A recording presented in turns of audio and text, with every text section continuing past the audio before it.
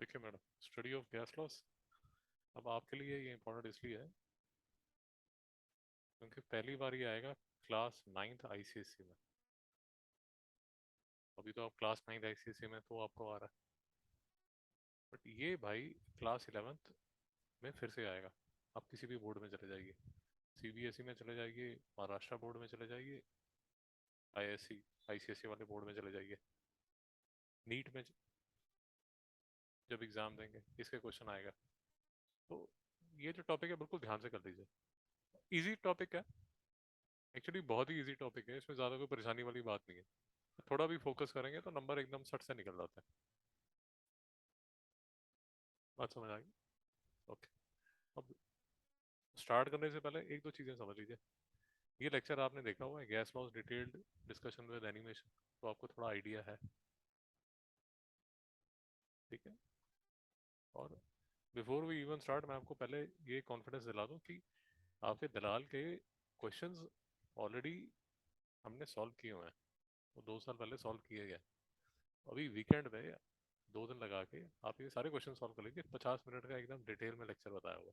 नहीं समझ में आया?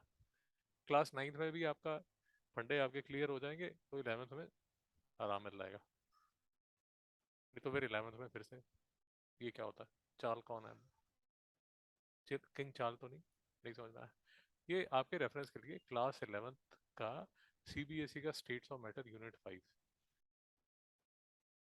बिल्कुल डिट्टो जो आपको कराया जा रहा है वही सारा का सारा फिर से आएगा।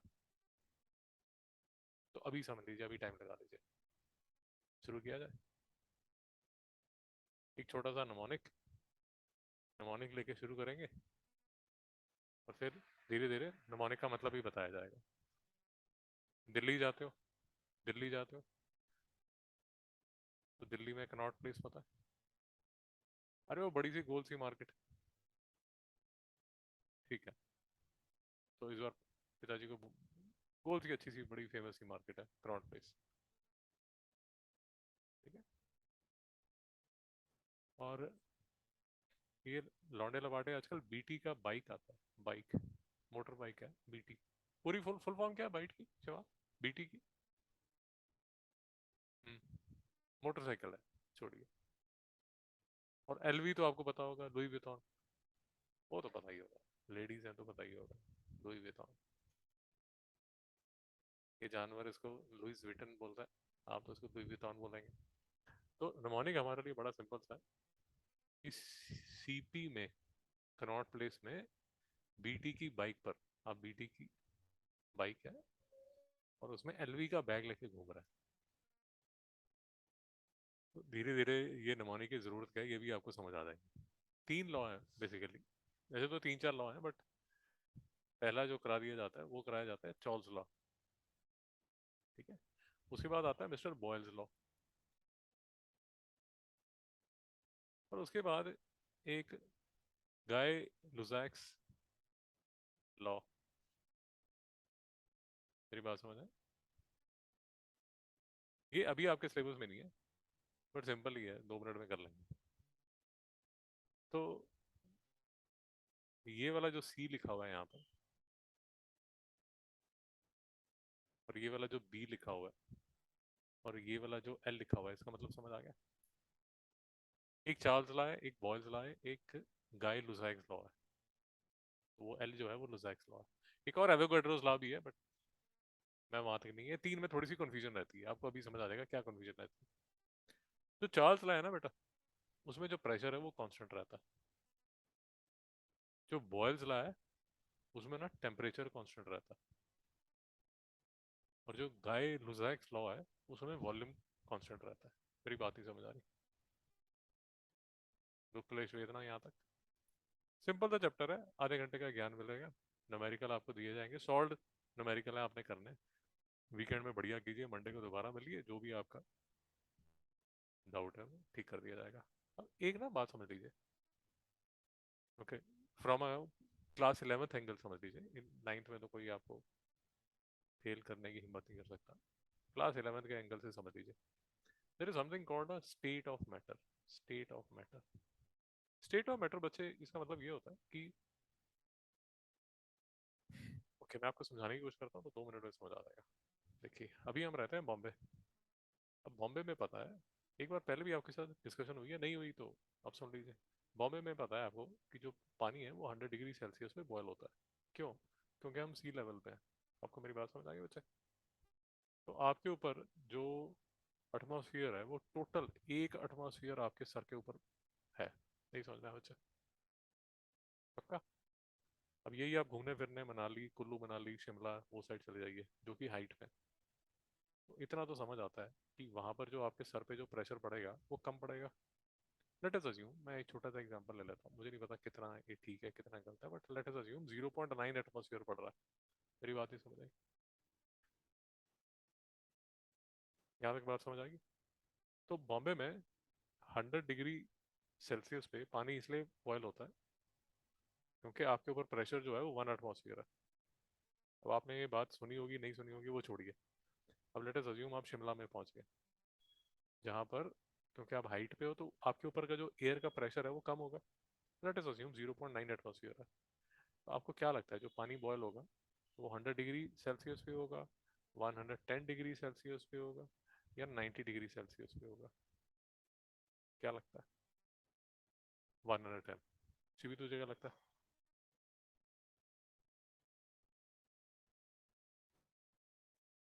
तो मिस्टर शिवांग क्यों बोल रहे हैं कि ये 90 डिग्री या 80 डिग्री पे होगा?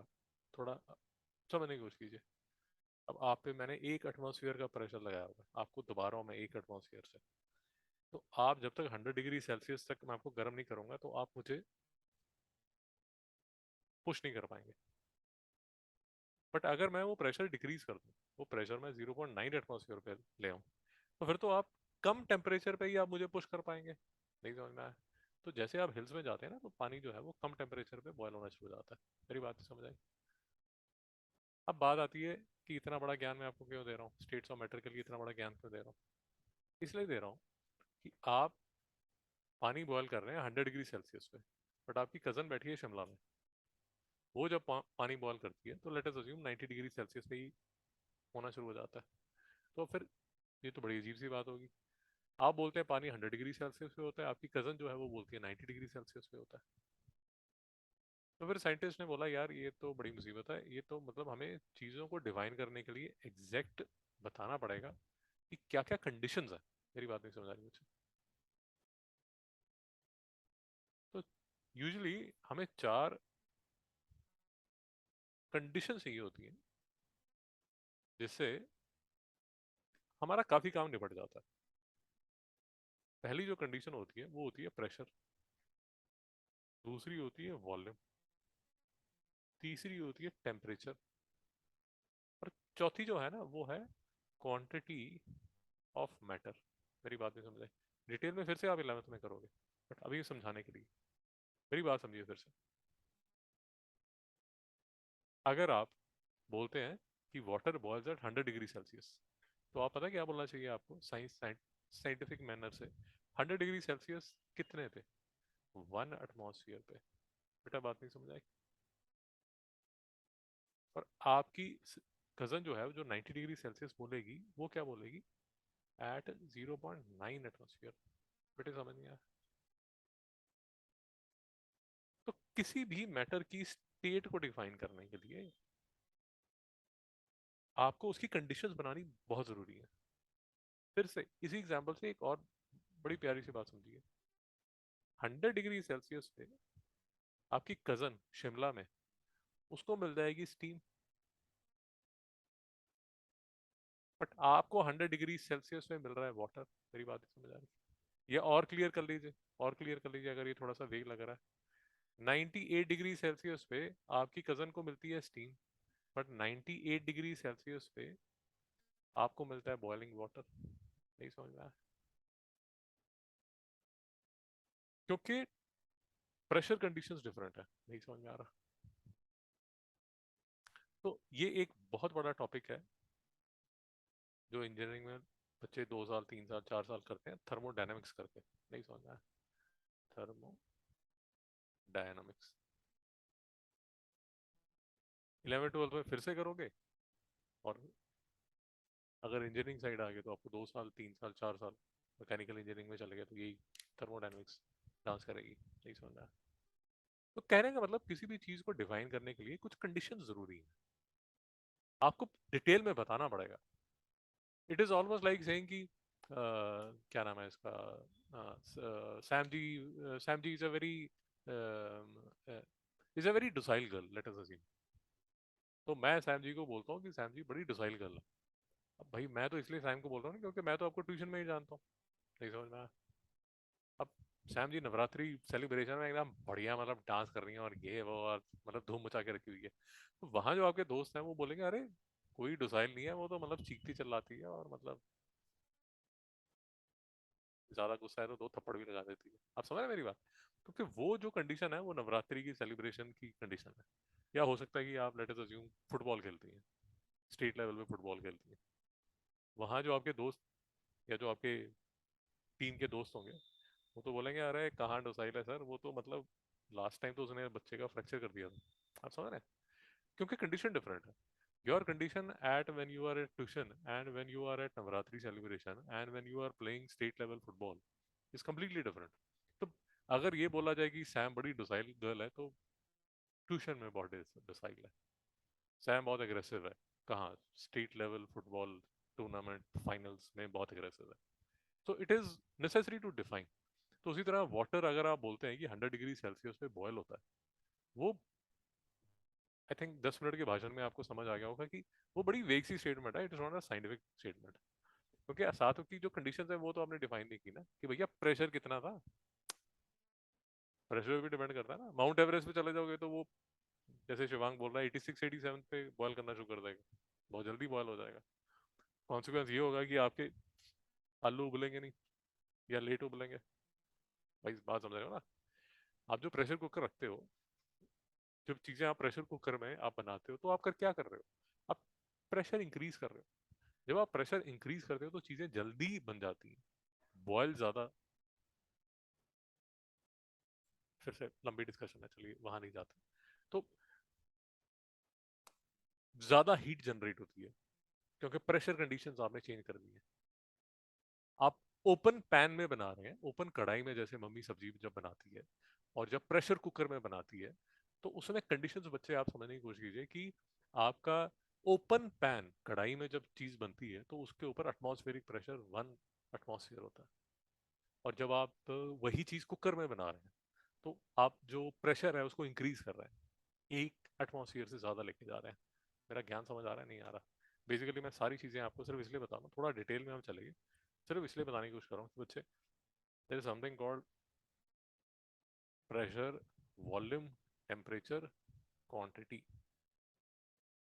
ये जो 4 फैक्टर्स हैं ये हमें हेल्प क्या कर देते हैं, किसी भी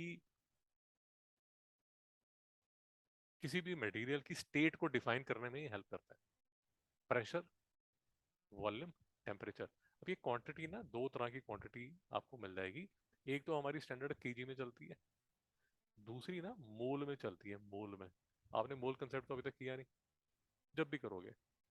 आ- आपकी किताब में एक दो जगह शायद कहीं पर लिखा होगा मोल, घबराने की जरूरत नहीं है ना, मैं इस डिटेल में जा रहा हूँ। बट सिर्फ मैं आपको ये बता रहा हूँ कि there is something called quantity of matter जो कि मोल में भी डिफाइन कर दी जाती है। यहाँ तक ज्ञान समझ आया? तो इसलिए पूरा जो आप गैस लॉस करोगे ना, जो गैस लॉस करेंगे, गैस को डिफाइन किया जाएगा at a condition of certain pressure, volume, temperature. और जैसे ही आप वो कंडीशंस बच्चे चेंज करोगे तो जो गैस होगी उसकी उसकी जो स्टेट है वो चेंज हो जाएगी। मैं आपको एग्जांपल से समझाता हूँ तो आपको समझ आएगा। जैसे कोई भी एग्जांपल ले लीजिए, देखिए सर्टेन वॉल्यूम, कुछ चीजें आपको समझ नहीं आएंगी, वो अभी 2 मिनट में समझ आने की चिंता मत कीजिए। मैं अभी सिर्फ आपको बताना चाहता हूँ कि न्यूमेरिकल्स किस तरह के आते हैं। और certain mass of chlorine gas occupies 750 centimetre cube of at certain pressure. Volume दिया हुआ है और एक सर्टेन प्रेशर होगा। When the pressure was change to 2.5 atmosphere it occupied 15 centimetre cube. नहीं समझ आया बच्चे? मेरी बातें समझ आई? मैं आपको लिख के बताता हूँ तो और इसी तरह समझ आ जाएगा। देखिए बेटा, ये V1 है, ये स्टेट वन है। स्टेट वन में वॉल्यूम जो था वो V1 था। उसके बाद सर्टन प्रेशर था, उसको P1 बोल देता हूँ। When the pressure was change, अब आपने प्रेशर को चेंज कर दिया, कितने पे ले आए 2.5 एटमॉस्फेयर, तो मैं इसको P2 लिख देता हूँ। इट ऑक्यूपाइड 1500 सेंटीमीटर क्यूब, इसको V2 लिख देता हूँ। What was the initial pressure, मतलब ये मुझे निकालना है कितना। If the temperature was kept constant during the complete operation, temperature constant रखा गया। अब शायद थोड़ा दिमाग में घंटी बजी हो, शायद घंटी बजी हो कि अगर आपको याद है यहाँ से हमने शुरू किया था ना बॉयल्स लॉ से, तो टेम्परेचर कांस्टेंट रखा गया है। अगर टेम्परेचर बेटा कांस्टेंट रखा जा रहा है, बात समझ आई, तो किसकी बात की जा रही है, बॉयल्स लॉ की। नहीं समझ आया बेटा? तो रफली स्पीकिंग आपकी कंडीशन थी 750 सेंटीमीटर क्यूब किसी एक सर्टन प्रेशर पे, आप उसको ले आए 1500 सेंटीमीटर क्यूब 2.5 एटमॉस्फेयर में। दोनों जगह जो प्रेशर है, जो टेम्परेचर है, वो कांस्टेंट रखा गया। बट अगर आप एक बात और समझिए जो आपकी बुक में नहीं लिखी हुई, बट मैं आपको समझाने की कोशिश करता हूँ। चार वेरिएबल है बेटा, pressure, volume, temperature and quantity. And quantity, अगर आप मेरी बात समझ रहे हैं, इस केस में टेम्परेचर भी सेम है और क्वांटिटी भी सेम है। आपने क्वांटिटी ऑफ मैटर चेंज नहीं किया, याद रखिए। क्वांटिटी ऑफ मैटर चेंज नहीं किया, क्योंकि यहाँ पर ये देखिए अ सर्टेन मास लिया गया। बेटा नहीं समझ में आ रहा, तो इसको आपने बोल दिया स्टेट वन और इसको बोल दिया स्टेट टू। बेटा नहीं समझ में आया?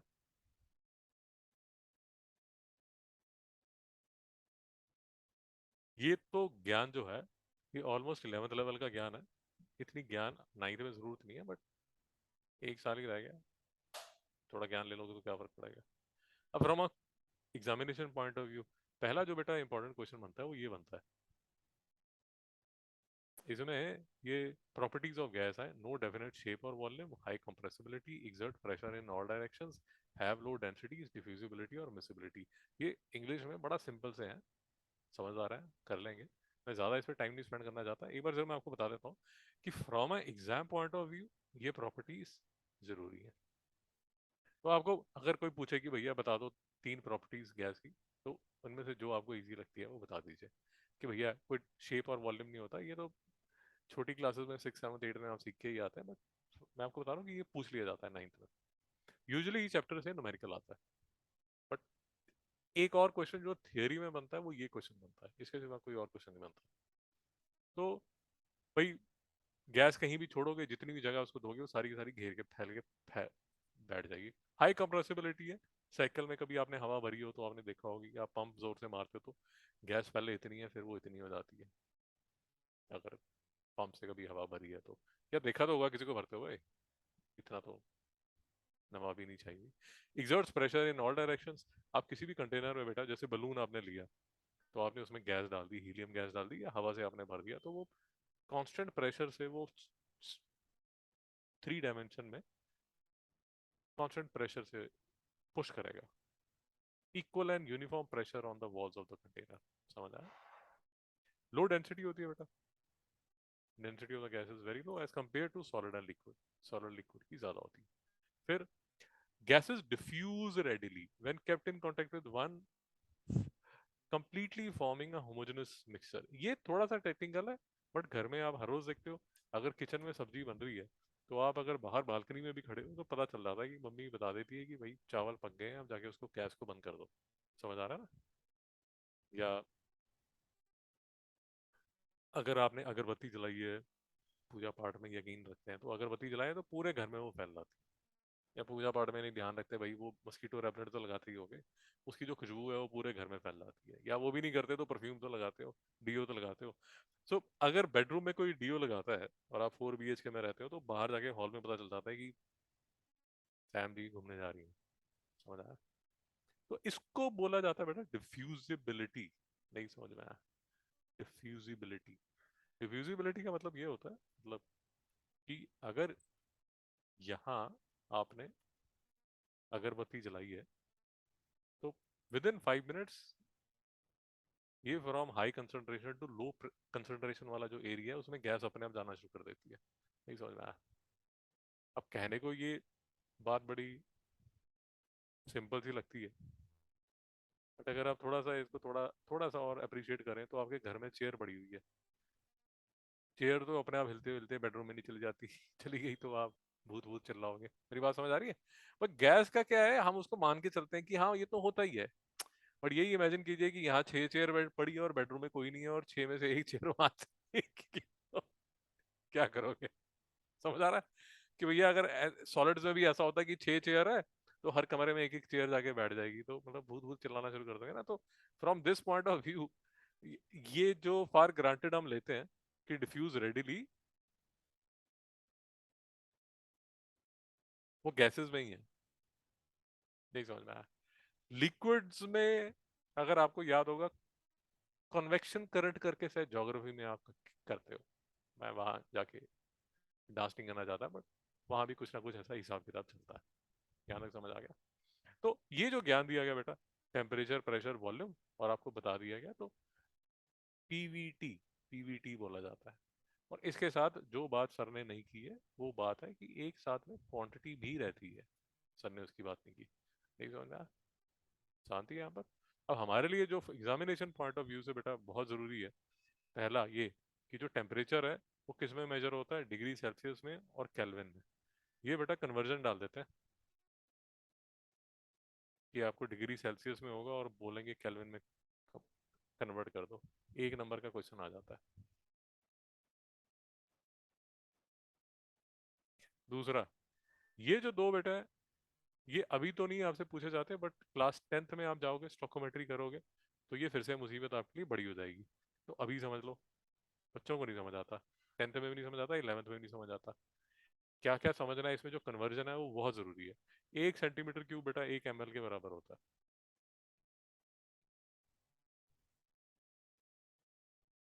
ये जो कन्वर्जन है ना, ये मेरे भी दिमाग में थोड़ी हिल जाती है, बट मैं जैसे चीजें याद रखी हुई हैं मैं थोड़ा सा आपको बताने की कोशिश करता हूँ कि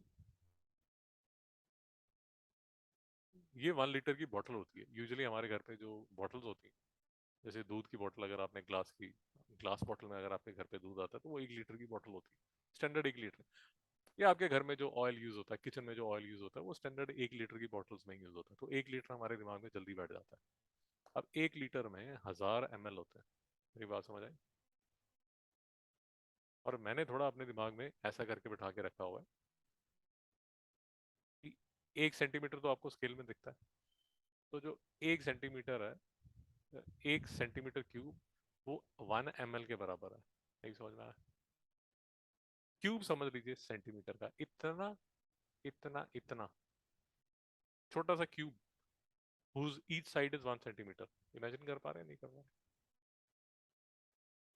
ऐसा क्यूब इमेजिन कर लीजिए जो 1 सेंटीमीटर का क्यूब है। कर लिया? अब ऐसी ये जो बॉटल आपके घर पे है, इसमें इस तरह के 1000 क्यूब आ जाएंगे। नहीं समझ में आया? तो मैंने ऐसे समझा के रखा हुआ है, हो सकता है आप किसी और तरह, या आप बोलो कि सर ये सब इमेजिन करने की जरूरत क्या है, याद तो हो गया। सो मुझे चीजें जल्दी याद नहीं होती। तो एक ये कन्वर्जन जरूरी है। दूसरी जो कन्वर्जन जरूरी है वो ये जरूरी है कि 1 लीटर जो है वो 1 डेसीमीटर क्यूब के बराबर होता है। नहीं समझ में आया?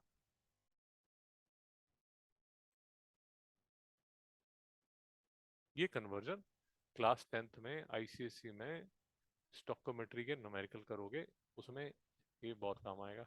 नहीं समझ में आया? तो याद कर लो। अब देख लीजिए प्रेशर।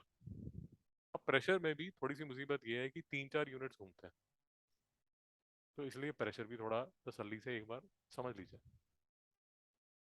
आपको क्लास 9th में इतनी मुसीबत नहीं आएगी, क्योंकि क्लास 9th में इतना कोई डिटेल में नहीं करता, बट अभी 4 महीने बाद आपकी क्लास 10 शुरू हो जाएगी, उसके बाद 11th में जाओगे, तो समझ ही लो ना एक बार। प्रेशर में 3 4 यूनिट चलता है। पहला जो चलता है, जो यूजुअल चलता है, वो चलता है MMHg। MMHg का मतलब, कभी फिजिक्स में, आई थिंक सेमेस्टर 1 जब आपका चल रहा था, तब शायद कुछ बात चली हो, कभी आते जाते देखा होगा कि वो मरकरी का टब लेते हैं और उसमें ऐसे मरकरी ऊपर राइज हो जाता है। तो ये जो होता है, ये 76 सेंटीमीटर होता है। अगर स्टैंडर्ड 1 एटमॉस्फेयर हो तो जो मरकरी है वो 76 सेंटीमीटर राइज करता है। नहीं समझ में आया? और 76 सेंटीमीटर किसके इक्वल होता है? 760 mm के। बेटा नहीं समझ में आया?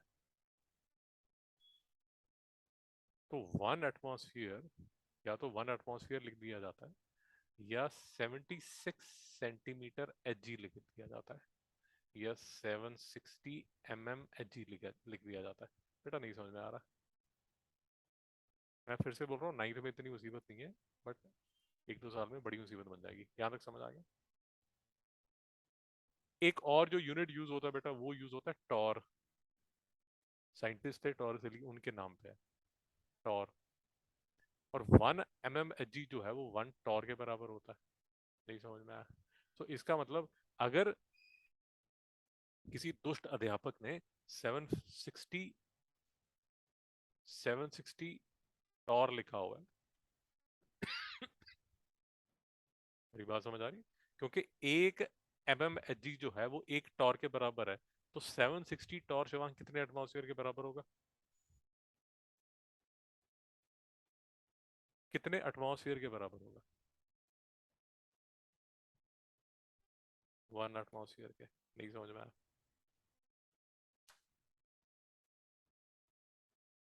भाई अपने आप से बातें कर रहा हूँ क्या मैं? फिर से बताऊंगा। 1 atmosphere is itself a unit which is equal to 760 mm Hg। ये बात समझ आई? is equal to 76 centimetre Hg। और टॉर में शिवांगी किसके इक्वल होगा? बेटा नहीं समझ में आ रहा?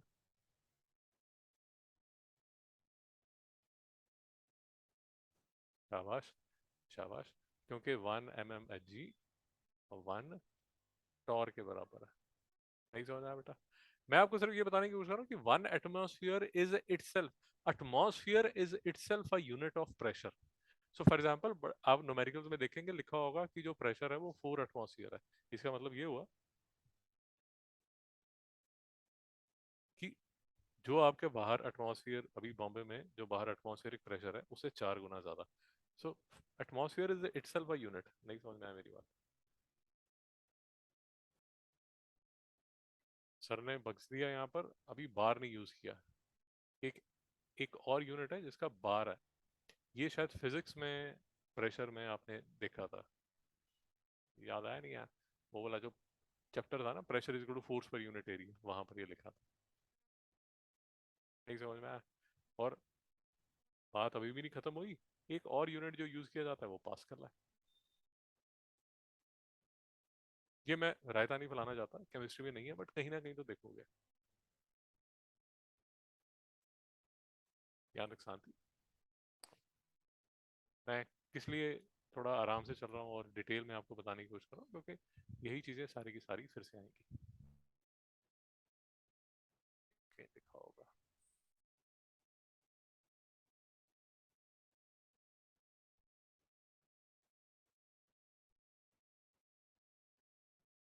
मैं आपको यूनिट दिखा देता हूँ, मैं डिटेल में नहीं जाने वाला, बट मैं आपको दिखा देता हूँ कि ये कैसे आपके लिए जरूरी हो जाएगी। देख रहे हैं एक बात, और ये देख रहे हैं पास्कल लिखा हुआ है, ये देख रहे हैं एटमॉस्फेयर लिखा हुआ है। तो यहाँ ना, मतलब जो लॉज है बेटा वो तो इजी हैं, जो रहता फैलता है ना वो फैलता है यूनिट कन्वर्जन में, बच्चे कंफ्यूज हो जाते हैं। यूनिट कन्वर्जन थोड़ी सी मुसीबत है। आप ओके बोलते हैं तो हम आगे चलो। आगे। घबराने की जरूरत नहीं है, थोड़े से न्यूमेरिकल करोगे तो समझ आ जाएगा, इतने टेंशन क्यों ले रहे हो? 9 तो सिंपल है, 10th में स्टोकोमेट्री में फंसोगे, क्योंकि काफी चीजें इकट्ठी चलनी शुरू हो जाती हैं। यहाँ तक समझ आएगा? ओके। अब लॉज है, लॉ सिंपल है यार, लॉज में ज्यादा चीजें मुश्किल नहीं है, चिंता मत कीजिए। तो पहला जो लॉ है, आई थिंक आज एक ही लॉ करेंगे, उसके बाद दूसरे लॉ कर लेंगे। आज सिंपल ही रखेंगे ताकि ज़्यादा स्ट्रेस ना हो आपको। ओके। तो पहला देख लीजिए, मिस्टर बॉयल। मिस्टर बॉयल क्या कह रहे हैं? मिस्टर बॉयल कह रहे हैं कि यार ऐसा है कि मैं ना एक गिवन क्वांटिटी ऑफ गैस लूंगा। मतलब जो गैस है वो मैं फिक्स कर लूंगा कि मैं इतनी ही क्वांटिटी लूंगा। लेट अस अज्यूम 1 ग्राम, 1 किलोग्राम मैं गैस लूंगा, तो क्वांटिटी फिक्स होगी। फिर सर ने बोला बीटी, याद है बीटी की बाइक थी, तो बॉयल के साथ टेम्परेचर जो है वो कांस्टेंट है, तो मैं जो टेम्परेचर है वो कांस्टेंट रखूंगा। तो अगर मैं गिवन क्वांटिटी ऑफ गैस लूंगा और टेम्परेचर कांस्टेंट रखूंगा, तो मैं किस किस में रिलेशनशिप ढूंढूंगा? प्रेशर और वॉल्यूम में। मेरी बात नहीं समझ आई? अब बात सिंपल है। आपने हवा बनाने जाते हो, हवा बनाने जाते हो तो वो जो मैनुअल पंप होता है ऐसा होता है। तो जैसे ही आप उसका प्रेशर इंक्रीज करते हो, पहले यहाँ पर था, फिर आपने उसको पुश किया यहाँ पर, जैसे ही आपने प्रेशर इंक्रीज किया तो जो वॉल्यूम है वो डिक्रीज हो गया। तो प्रेशर जो है वो इनवर्सली प्रोपोर्शनल टू वॉल्यूम है। नहीं समझ में आया? नहीं समझ में आया? तो आई होप यू अग्री कि जो लॉ है वो सिंपल है, छोटा सा लॉ, कि आप प्रेशर और वॉल्यूम जो है वो सर ने बोला हुआ है इनवर्सली प्रोपोर्शनल है। नहीं समझ में आया? और अगर आप देखेंगे वॉल्यूम ऑफ गिवन मास मतलब मास कांस्टेंट है, टेम्परेचर जो है वो भी कांस्टेंट है। बेटा नहीं समझ में आ रहा? पक्का? अब किस लिए मैं आपको बोल रहा हूँ कि आपको टेंशन लेने की जरूरत नहीं है, क्योंकि इसके ना हल्के फुल्के ऐसे छोटे छोटे से न्यूमेरिकल आ जाते हैं। देख लीजिए। तो अगर आपने नोट करना है, सिर्फ एक चीज नोट कर लीजिए, एक दो चीजें नोट कर लीजिए। पूछा क्या जाता है? पूछी जाती है बेटा डेफिनेशन। ऐसा का ऐसा डेफिनेशन पूछ ली जाती है। जब डेफिनेशन लिखी जाती है तो ये सब तामझाम आपको याद रखना चाहिए। नंबर कटेंगे। आपको बोलना पड़ेगा कि टेम्परेचर कांस्टेंट है, आपको बोलना पड़ेगा कि गिवन मास ले रहे हैं, आपको बोलना पड़ेगा कि आप ड्राई गैस ले रहे हैं। नंबर कटेंगे। तो पहली चीज होनी चाहिए डेफिनेशन तैयार होनी चाहिए। दूसरा न्यूमेरिकल। दो चीजें बनती हैं इसमें। तो प्रेशर जो है इनवर्सली प्रोपोर्शनल टू वॉल्यूम है, तो प्रेशर जो है वो कांस्टेंट है मल्टीप्लाइड बाय 1/v, क्योंकि रेशो को आप सब्स्टिट्यूट कर सकते हो के से। नहीं समझ में आया? तो पीवी जो है वो कांस्टेंट के बराबर है। नहीं समझ में आया? और इसका जो न्यूमेरिकल के लिए जो फॉर्मूला यूज किया जाता है वो ये किया जाता है, P1V1 is equal to P2V2 is equal to constant. नहीं समझ में आया? तो यह एक स्टेट ऑफ गैस यहाँ पर है और दूसरी स्टेट ऑफ गैस यहाँ पर है। ये स्टेट 1 है, ये स्टेट 2 है। अगर मैं टेम्परेचर और क्वांटिटी सेम रखूंगा तो P1 into V1 would be equal to P2 into V2। बेटा नहीं समझना? ये जो लिखा हुआ है यहाँ पर ये यूज होगा न्यूमेरिकल के लिए। बेटा डाउट है? कैसे न्यूमेरिकल? छोटे छोटे न्यूमेरिकल। अब इजी है, मुश्किल पार्ट आपको समझ आ गया। अब इजी है। कैसे? न्यूमेरिकल है, बॉयल्स लॉ का न्यूमेरिकल है, तो P1V1 is equal to P2V2। करते कैसे? कांस्टेंट प्रेशर है तो BT, initial volume of 300 ml to a final volume of 1800 ml। At the end of expansion the pressure of gas was found to be 1 atmosphere। तो ये 1 atmosphere। What was the initial pressure? ये जो pressure है ये question mark है। बेटा नहीं समझ में आया? इसमें ज्यादा से ज्यादा तंग करने के लिए वो आपके लिए सिर्फ ये कर सकते हैं कि यहाँ पर आपको इन्होंने लीटर में दे दिया और यहाँ पर आपको mmHg में दे दिया, और क्वेश्चन आपसे पूछ लिया कि बेटा प्रेशर बता देना इन टॉर्क। नहीं समझ में आया? वो कन्वर्जन आपको याद होनी चाहिए। नहीं समझ में आया? सिर्फ यही एक मुसीबत है पूरे चैप्टर में। जो मुसीबत है अगर आप मेरे से पूछें तो वो यूनिट कन्वर्जन की है। यूनिट कन्वर्जन, कन्वर्जन मतलब कि कितने एच जी कितने टॉर के बराबर होता है, कितना बार कितने पास्कल के बराबर होता है, बस वही है। उसकी भी थोड़ी न्यूमेरिकल की प्रैक्टिस करोगे तो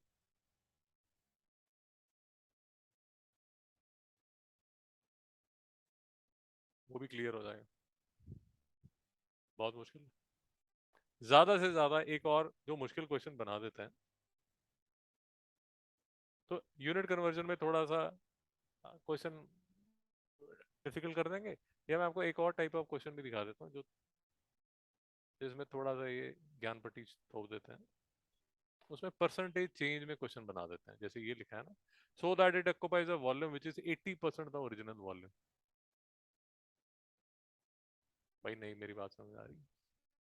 ज्यादा टेंशन मत लेना, कोई अभी कोई प्रॉब्लम नहीं है। न्यूमेरिकल में आपको क्या क्या चीजें याद रखनी है। यूनिट कन्वर्जन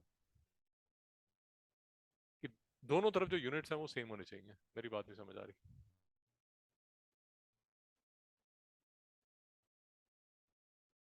यूनिट्स जो हैं वो सेम होने चाहिए।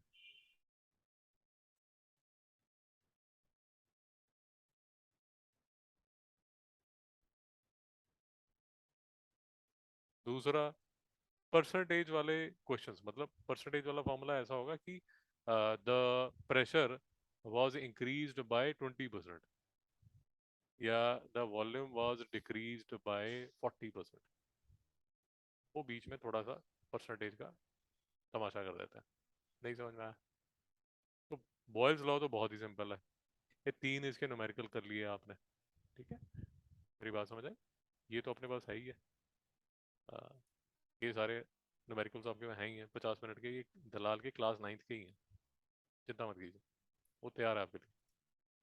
ठीक है, तो बॉयल्स लॉ,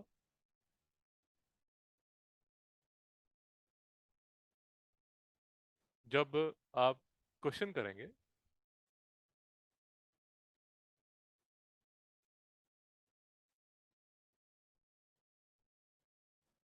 जब आप क्वेश्चन करेंगे, देखिए, तो एक और थोड़ी सी दिक्कत ये हो जाती है कि क्योंकि क्वेश्चन तो असॉर्टेड आएगा कि उसमें बॉयल्स लॉ लगेगा या चार्ल्स लॉ लगेगा, तो वो थोड़ी सी एक दूसरी है। बट उसमें भी आपको जो नमोनिक दिया गया है, वो नमोनिक आपको दे दिया गया है, जो जो कि थोड़ा आपके सिलेबस से एलवी तो आपको याद भी नहीं होगा। तो सीपी में बीटी की बाइक पर एलवी का बैग।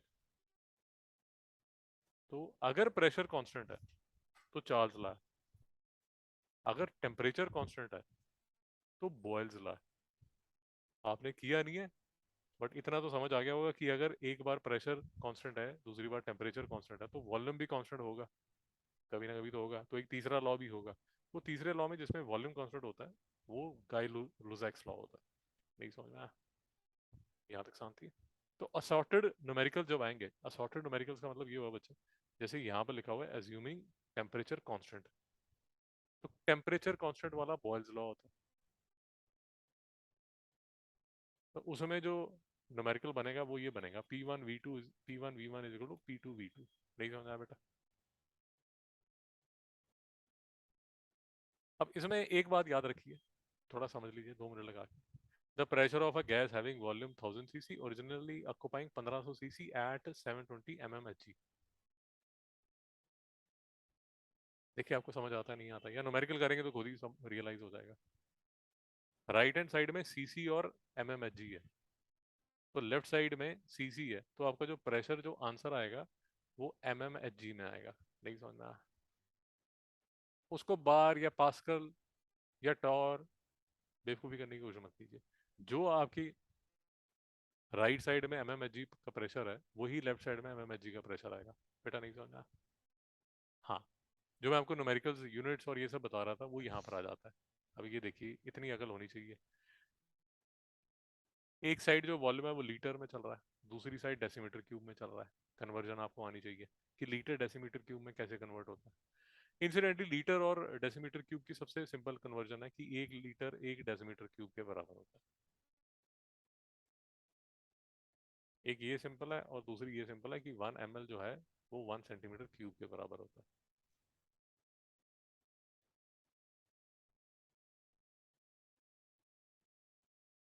सारे पिटफॉल्स भी आपको बताता जा रहा हूँ कहाँ कहाँ फंस सकते हो। ये लीटर में, ये सेंटीमीटर क्यूब में कन्वर्जन आनी चाहिए, लीटर और सेंटीमीटर क्यूब की। यहाँ पर ml है, यहाँ पर ml है, 6 एटमॉस्फेरिक प्रेशर है, तो आंसर आपका एटमॉस्फेरिक प्रेशर में ही आएगा।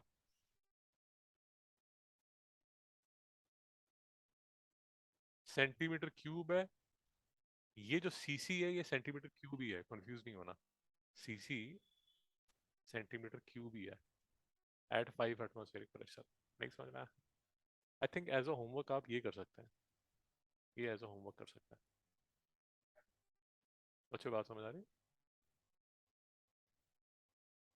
तो ज़्यादा कचरा नहीं करते, आई थिंक आज बॉयल्स लॉ पे ही रखता है।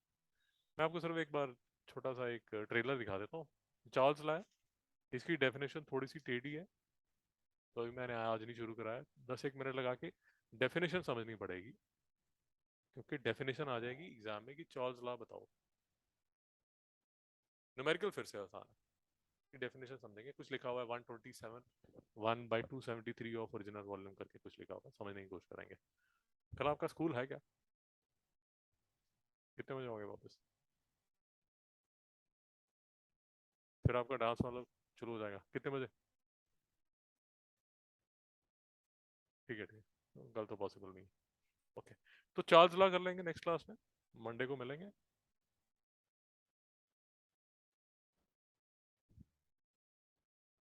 ये चार्ल्स लॉ, और इसके बाद एक और आता है, इसके बाद एक और आता है जो कि मिक्सचर है। ये P1 V1 upon T1 is equal to P2 V2 upon T2 समझ आया? तो ये किस्सा कहानी है मैडम। ये इसको भी दोबारा आप देख सकते हैं, ये न्यूमेरिकल्स को भी आप दोबारा देख सकते हैं। सारे जो न्यूमेरिकल्स लिए गए हैं, जहाँ तक मुझे याद है, आई थिंक आपकी क्लास नाइन्थ के ही न्यूमेरिकल्स हैं।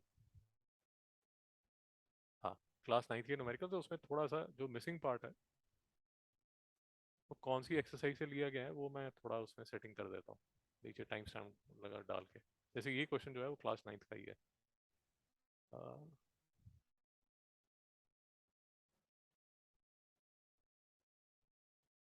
ये जो है,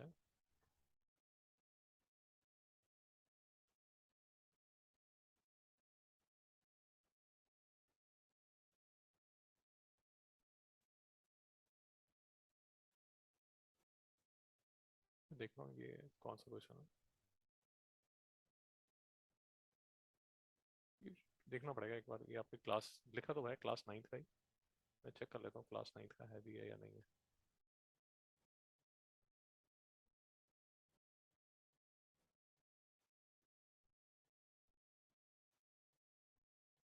क्लास नाइन्थ ही लिखा भाई, लेक्चर समझ आ गया? बढ़िया।